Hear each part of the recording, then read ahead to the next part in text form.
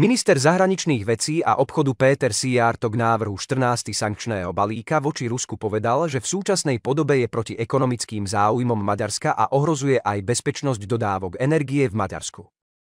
Po stretnutí svojich kolegov z Európskej únie v Bruseli minister zahraničných vecí uviedol, že vláda nie je ochotná hlasovať za balík sankcií a dodal, že takéto opatrenia by zasiahli vážnu ranu pre maďarské poľnohospodárstvo a potravinársky priemysel a mohli by ohroziť spôsob, akým Maďarsko platí elektrinu. Spomaliť projekt modernizácie PAX a porušiť suverenitu Maďarska vo veci vydávania niektorých vývozných povolení.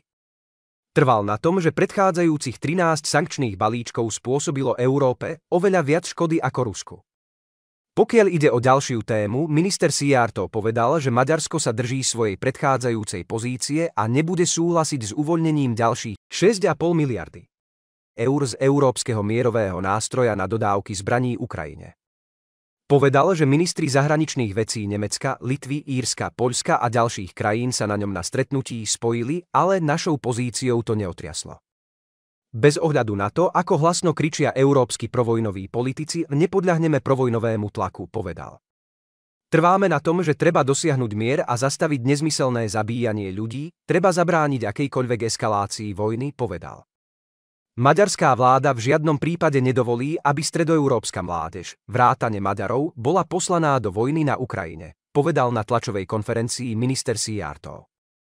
Odpočítavanie do volieb do Európskeho parlamentu na nešťastie prináša nárast vojnových nálad, pričom mnohí navrhujú viac peňazí a zbraní pre Ukrajinu, čo môže viesť len k ďalšiemu zničeniu a ďalším úmrtiam, povedal. S odvolaním sa na návrhy, ktorých cieľom je umožniť Ukrajine použiť západné zbrane proti cieľom v Rusku, Szijjártó povedal, pozitívne hovoria o iniciatíve pre krajiny NATO zostreliť ruské rakety nad Ukrajinou a žiaľ, moji kolegovia ministri zahraničných vecí sa nedištancovali od hrozieb jadrovej vojny, povedal a dodal, že takéto poznámky a šialené návrhy môžu mať nebezpečné a tragické následky. Nechceme vidieť Maďarov v prvej línii ukrajinsko-ruskej vojny. Toto nie je naša vojna a my s ňou nemáme nič spoločné, povedal Szijjártó a dodal, ruky preč od našich stredoeurópskych a maďarských mladých ľudí.